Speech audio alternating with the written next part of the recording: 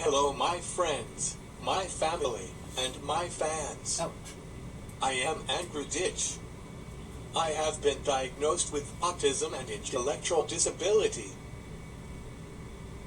Today's video is about disability and everyday life tasks and how the Americans with Disabilities Act helps us with tasks we cannot do because of disability. Today I want to help you with things a past lawyer told me in New York State. This is where I am adding to that information and the information from my civil rights complaints and decisions regarding these complaints. I will also go into information from the internet and books I am currently reading about disability laws. First, I want to take the time to describe some basic terms like disability definition under ADA and care-dependent person. I will use Google for this. The Americans with Disabilities Act, ADA, defines a disability as having a physical or mental impairment that substantially limits one or more major life activities, having a record of such an impairment, like past cancer, or being perceived as having one, like severe scarring, even if you don't. This legal definition is broader than medical definitions and includes people with a history of a disability or who are treated as if they have one. Major life activities include things like walking, seeing, hearing, learning, and working. 3 ways to qualify as having a disability under the ADA: actual disability, a physical or mental impairment that significantly restricts a major life activity. Record of a disability, a history of a substantially limiting impairment, even if it's currently in remission. E.g. treated cancer. Regarded as disabled, being treated as if you have a disability, even if you don't, because of myths, stereotypes, or actual impairments. E.g. someone with a disfiguring scar. 3 ways to qualify as having a disability under the ADA: actual disability, a physical or mental impairment that significantly restricts a major life activity.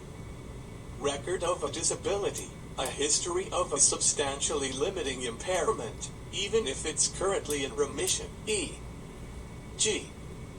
treated cancer. Regarded as disabled, being treated as if you have a disability, even if you don't, because of myths, stereotypes, or actual impairments. E.g. someone with a disfiguring scar. What defines a developmental disability under federal law? What defines a developmental disability under What defines a developmental disability? What defines a developmental disability under federal law? What defines a developmental disability under federal law? Under federal law, a developmental disability, DD, is a severe, chronic condition from mental/physical impairments, appearing before age 22, likely permanent, causing major limitations in 3+ life areas: self-care, learning, mobility, etc., needing lifelong support, and defined by the DD Act, while the ADA defines disability more broadly as any impairment substantially limiting major life activities, protecting those with a history or perceived impairment. But DDS, like autism, intellectual disability, always qualify under both laws due to their severe, chronic nature. What defines an adult with self-directing? What defines an adult with self-directing rights? Regardless of if I have capacity to make decisions or not. I am medically determined not to be competent in the state of Pennsylvania. In the state of New York, I am legally not competent with my father appointed as legal guardian. In a legal context, all adults are generally presumed to have the capacity for self-determination, the underlying principle for self-directing rights, meaning they have the right to make their own decisions about their lives. including their personal care, finances, and living situation. There is no specific, universal legal term, adult with self-directing rights, that grants a special status, as this capacity is the default legal position for adulthood.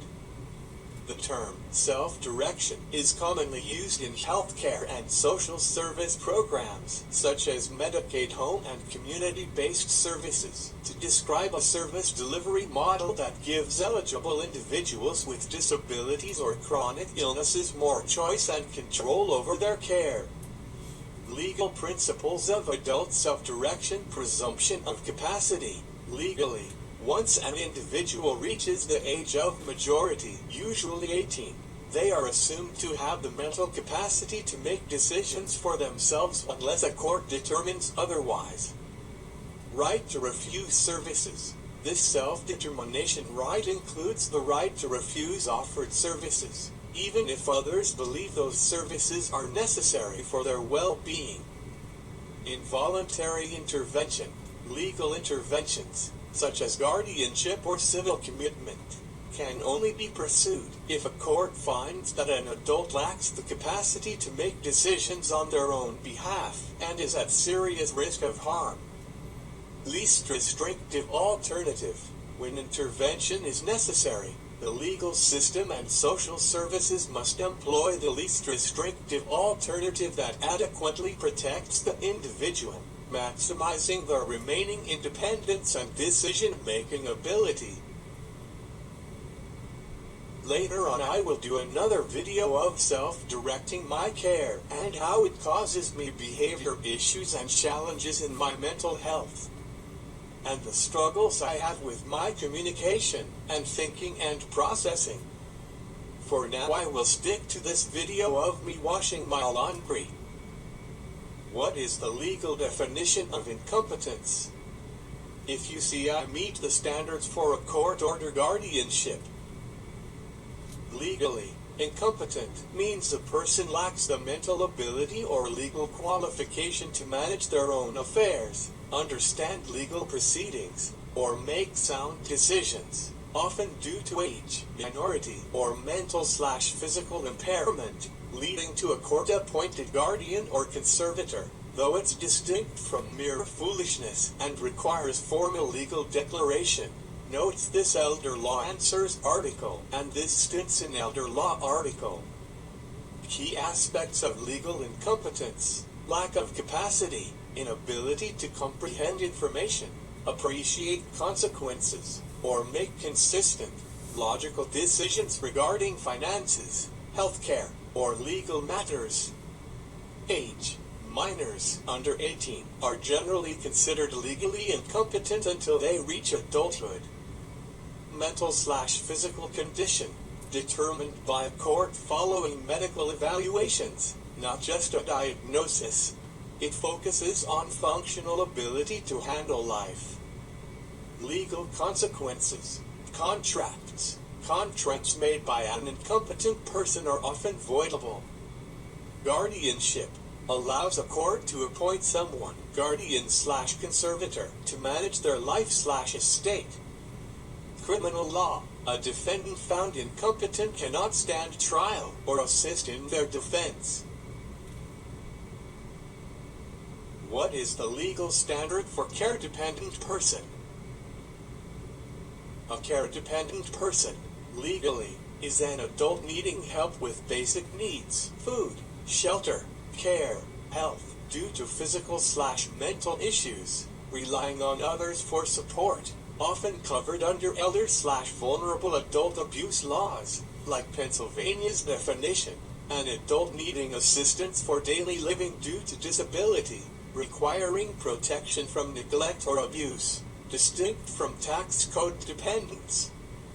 Key legal characteristics: reliance on others. They depend on one or more people for physical or emotional support. Physical/cognitive impairment often have significant limitations in mobility, vision, hearing, or mental functioning.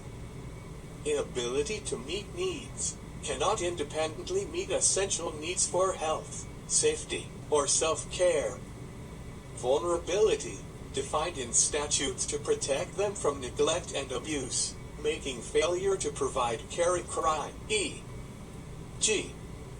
in Pennsylvania.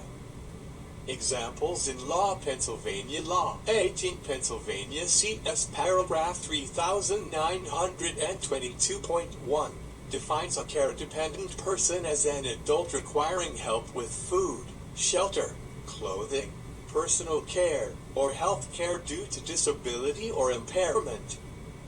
California law defines a dependent adult 18-64 with physical/mental limitations, developmental disabilities, or diminished abilities due to age, restricting daily activities or self-protection.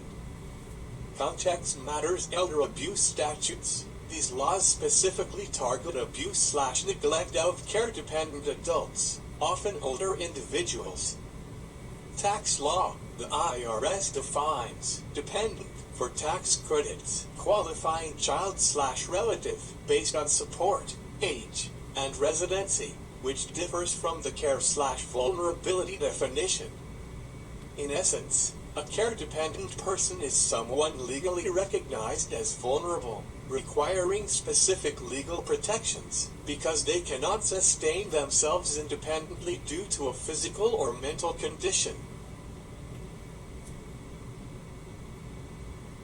I am now going to show you the extreme dangers of me being an adult with disabilities who needs to wash laundry.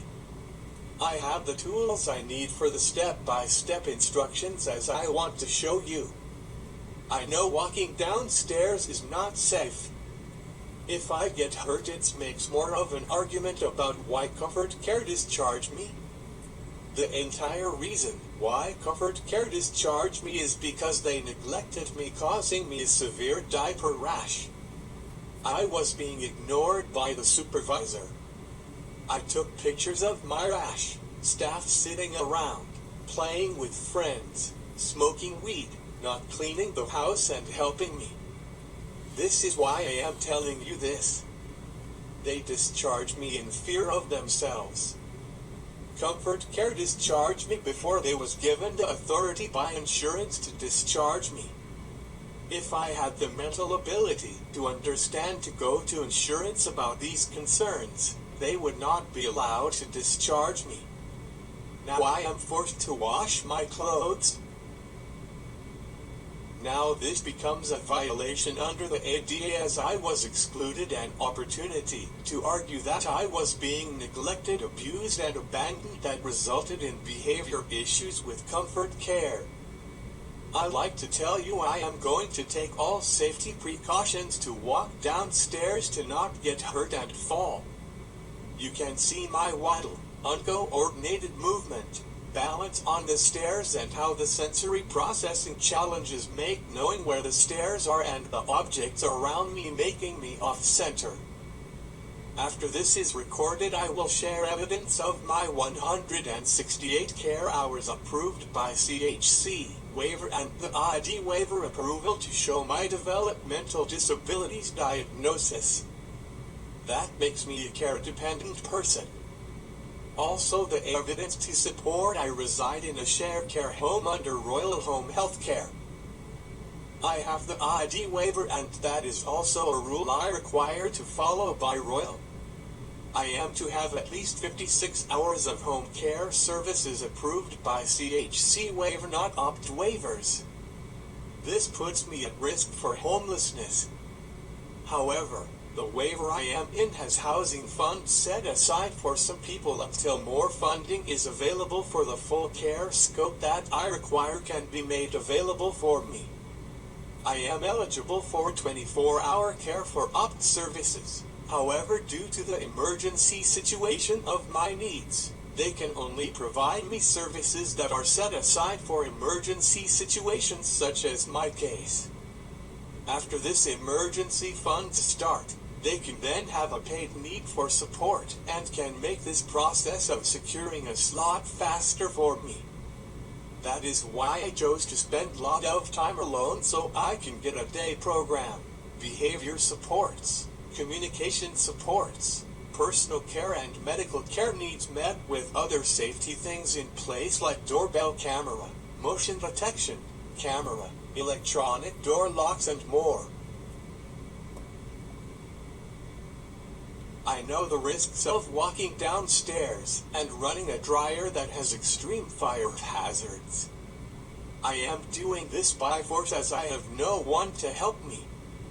If I get hurt, it is not my fault as I am doing this by force. The same with taking a shower and eating and drinking and taking my medications. I am being forced to do things not safe and not capable of doing. I do not have a choice. I am out of clothes. I do not want to get hurt and die. I am doing this to document the dangers of leaving a disabled person with the mental age of a toddler who gets into things not safe or isn't able to. The reason why there is a door lock at the top of this door is because Royal put it up because a staff member showed me and put in my AAC device the steps to wash my clothes. They have evaluated me for this safely and know how happy it makes me to do things myself such as laundry. They did this to protect me.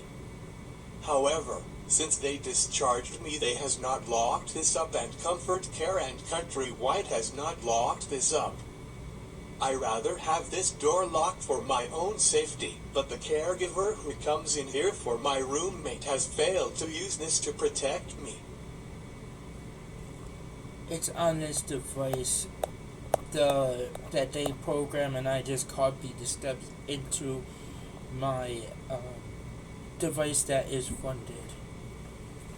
So now I'm going to go upstairs and okay. So I'm going to go up the stairs. I'm going to make sure. Okay, follow. Okay. Strap on the shoulder. Okay.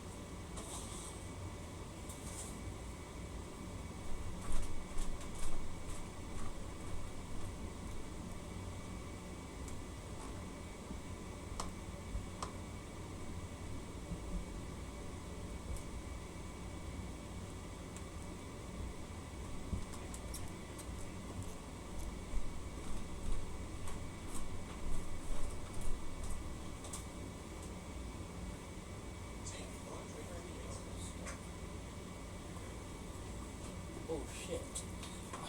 To get the camera open. Okay. That camera app closed.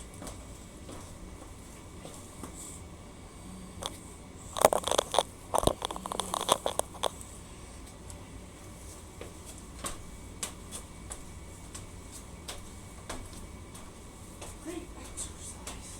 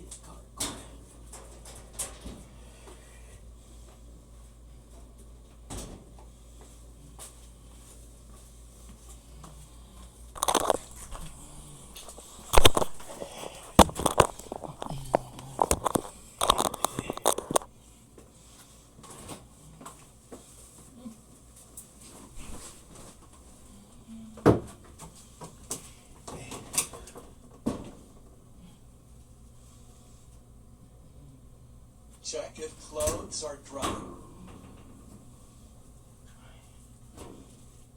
If clothes are wet, repeat steps. If clothes are dry, put dry clothes in hamper.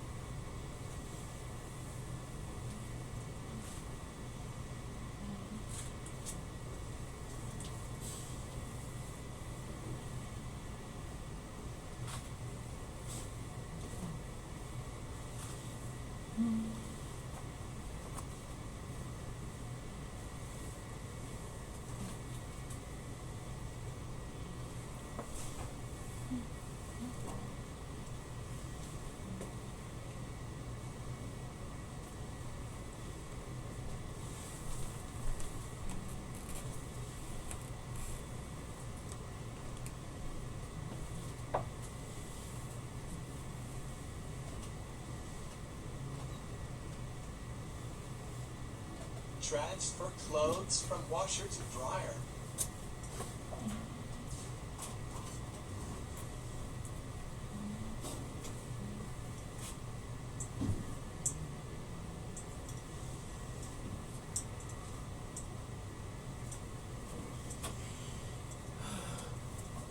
Okay.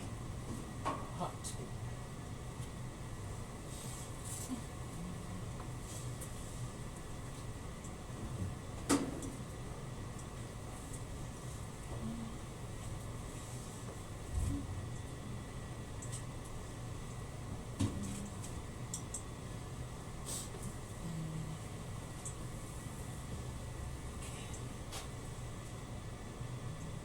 Close dryer door.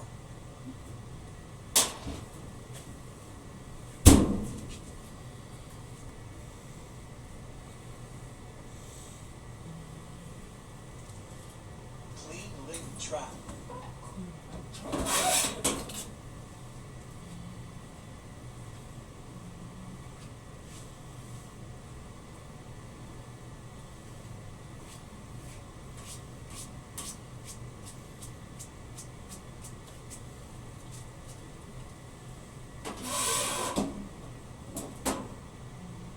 Set timer for 70 minutes. 70 minutes. Set timer for 70 minutes. Load clothes in washer. Clothes in washer.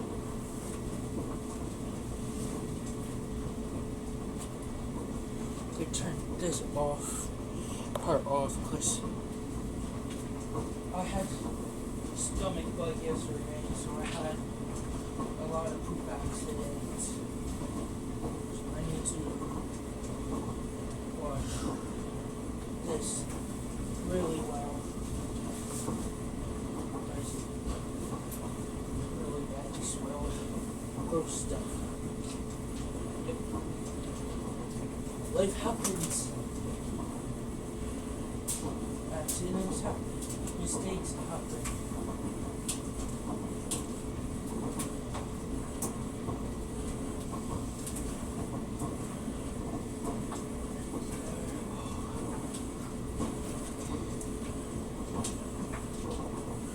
Okay, because this is usually just Put laundry soap in washer. because this is usually just one laundry pod. Oh wait, this is the large one. Okay, so I got two. Close washer lid. So I have two. Turn knob to regular wash. Let's wash.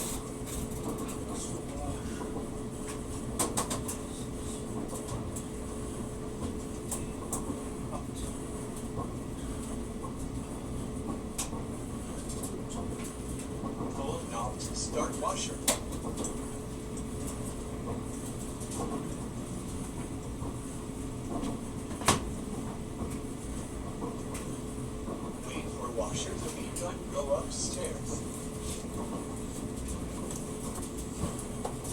let me go upstairs. I'm going to bring this up in a little bit. I'm going to eat my lunch. First, I want to tell you something. But first, let's put this on both tablets on my shoulder. My hands. I don't want to fall.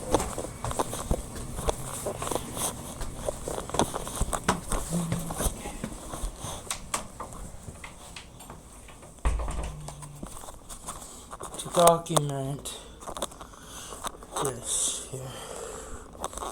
This door lock. Right there.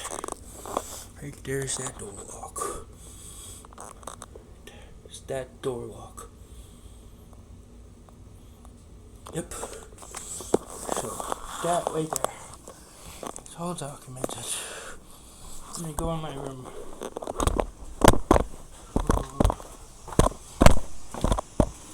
Do the next task to sit down, finish this video, cause I want to say something, and I'm going to use my words, not my device, cause the reason why I have the device I have approved by insurance is it is a tool that I have to assist me with being able to talk and communicate with others. Okay? To avoid the behavior issues. It is not replacing my speech. It is to help me for total communication. Okay? Everybody knows that it is a viable treatment for having autism. Okay? It is why it was prescribed by my doctor with the recommendation of the speech evaluation I had done in Buffalo, New York, I had this here funded. Now, mind me, I don't know, but I think when I got that app, do not quote me on this, because I know it did not look like the Talk to Me device.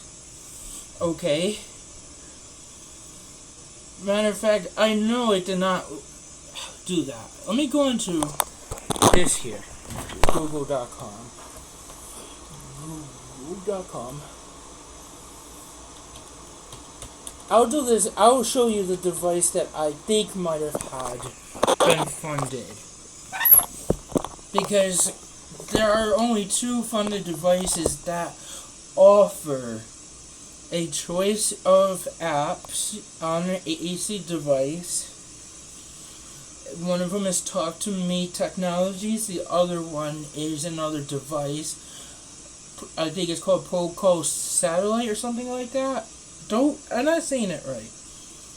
That is the two devices that Medicaid will cover, that the AVAS app.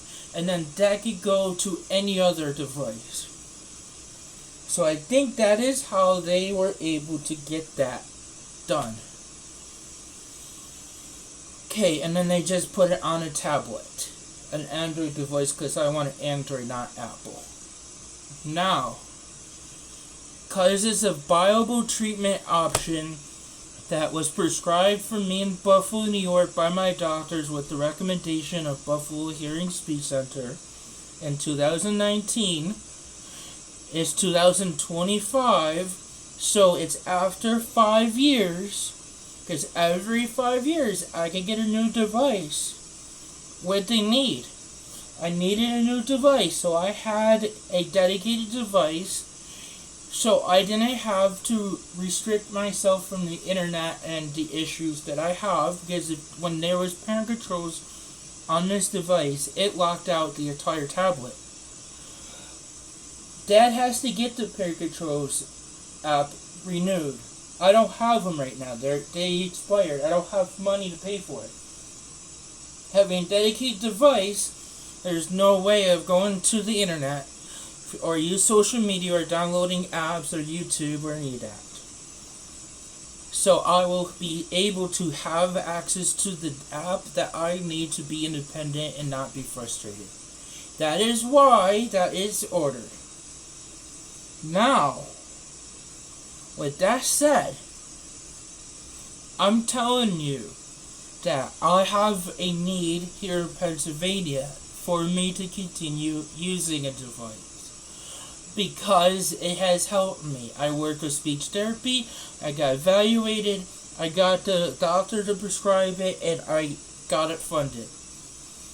That is why it is ordered. Because I have a diagnosis and a need. I have a diagnosis and a need to have 24-hour care. I have a diagnosis and a medical need to have parent controls. I have a diagnosis and a need to have a door lock to protect me from unsafe situations. I have the ability to follow directions, as you just saw, in a meltdown, such as crossing the street, or responding to emergency, or some complicated social interactions, where I have to process what's being said, understand what's being said fully, being able to respond, plan and organizing my thoughts to what is said and happening around me. When there is too much complications for me to process information and respond, my brain becomes jammed, locked up, and in fight and flight mode and freeze mode. I can't handle that.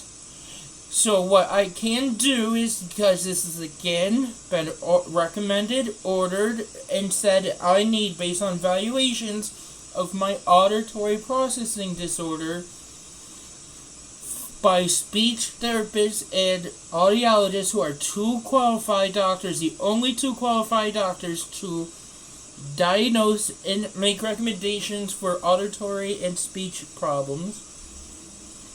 Both of them evaluated and stated what I needed. That I need people to speak in short, direct, and simple sentences. One at a time. So, don't tell me a list of things in a sentence. Hey Andy, you're going to get this waiver, and then you're going to get housing, and then people can come in to help you in your home. That's too much information for me to process. I need you to take it slow. Hey Andy, here's a waiver. Do you want this waiver? Or, I'm sorry, give me the options for what this waiver offers me. Hey, Andy, here's the waiver. In this waiver, you get help with communication, social interactions, behaviors from a personal care attendant. You get to go out in the community. You get to have your medications and help with the incontinent care. You get to have X, Y, and Z, but it doesn't give you 24-hour care right now. But later on it will. That's number one. Do you want this waiver? Yes. Why do you want this waiver? Because of the behaviors and social communication problems, the social interaction, support, the community participation, and my behaviors. Okay, great. We can put that in place for you. I can also help with covering costs of housing for you. Okay, thank you. Where do you want to live? I want to live in a group home Why do you want to live in a group home? Because everybody says I need to be in a group home for me to get services because of the amount of help I need. Okay, do you see the point what I'm going through here? But is that what you want, or is that what everybody else wants? That's what everybody else wants. Okay, then why do you want that for? Because everybody says I need that help. So do you want that help?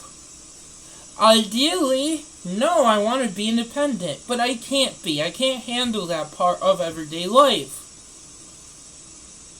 So, no, I don't want it. But do I need it, or do I want it because I need it? Yes, I want to have a group home because I am told I need it. And it would help me. And why it would help me. Do you see the problem I'm going through here, guys? So now I have that. Now I do know I can get the same help in my own apartment setting as if I had a group home. Through what's called the community support waivers. But that's not working out for me. Why? Because it allows agencies the option not to have to help me. Because if I'm living in their home and given the supports that they are required to provide me, the accommodations, they don't have they can't deny accommodations.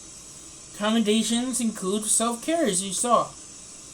Communication, behavior supports, modifications to the environment. By law, they have to accommodate me. Why? Because I have a diagnosis and I have care services that I am eligible for. I'm eligible for the waiver. I'm eligible for the services. I have a medical need for the services. So therefore, it becomes a criminal issue because I'm being neglected. I did not refuse anyone's help. I didn't refuse comfort care help because I'm asking for the help. I'm wanting the help. So because I'm wanting the help and asking for the help doesn't mean I am told that I doesn't mean to accuse me that I didn't want the help or I was giving them a hard time. I was having a hard time because they weren't taking care of me. There's your answer. There's your answer because they weren't taking care of me. I may have and not meant it saying I don't want help anymore. Do you see the point where I'm coming from here, guys? Under duress, I said that because they were helping me. If that's what I'm being accused of. But I know I needed help and I'm asking for the help and I'm wanting the help and I did not want to be discharged. And I know that my discharge was stated because of my sharing that I was being neglected and abused and they didn't like it, so they used it against me for how I went about expressing myself. Which becomes discrimination because sending a picture also is a form of communication. So they're violating my right to communicate my issues and needs. And because people call me a liar and dismiss things, so I wanted to back up my words with the result of what they were doing for me. So therefore, it becomes an issue here, guys. And they are in trouble for it. And because they discharged me, it becomes an option for them to take me back as a client. They don't have to take me back as a client.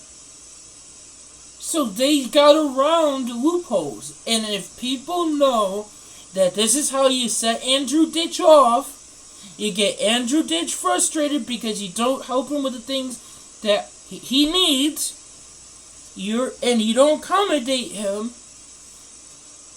He has behavior issues, and we use it as an excuse to say, we don't want to help him. And because we don't have to do the things that he's asking us to do, we are not required to do those things, so we don't have to do them. But actually, you are required because there are medical needs for it, and you assume that care. See, that becomes a problem there, guys. See the point? That's part of your job description. Have a great day, guys. I hope this helps you be able to understand what you have a right to. And this leaves me off to the next conversation and video on why I need a legal guardian for. Because I cannot handle doing these things on my own and protecting myself from harm from others without having behavior issues that are resulting in unsafe behaviors that are a danger to myself and others. So if I had a guardian in place, they would have to listen to my guardian. And my guardian would be responsible for helping me. And I wouldn't have the fight with the caregivers. And if I had a responsible guardian to ensure my well-being, that they would have these issues. Because I would just go to my guardian and say, hey, I need help, they're not helping me. That's what I'm having issues with. And that's why I cannot respond to that. And that's why I have the behavior issues. I also cannot take care of myself. And because nobody's willing to do these things for me, it makes it very difficult for me. So, therefore, that is the reason why I'm asking for a group home. Because then they can become my guardian. And then they would ensure that I have my care met and stuff. But I also know of another agency that I can go to where I can get a guardian through. And they can still, I don't have to live in their home or be in a group home for that to happen. And that's what I'm asking for. If you're interested in disability topics, such as treatment, support, accommodations, and rights, like this video and subscribe for more inclusive content. I will talk to you on my next video. Have a great one, guys.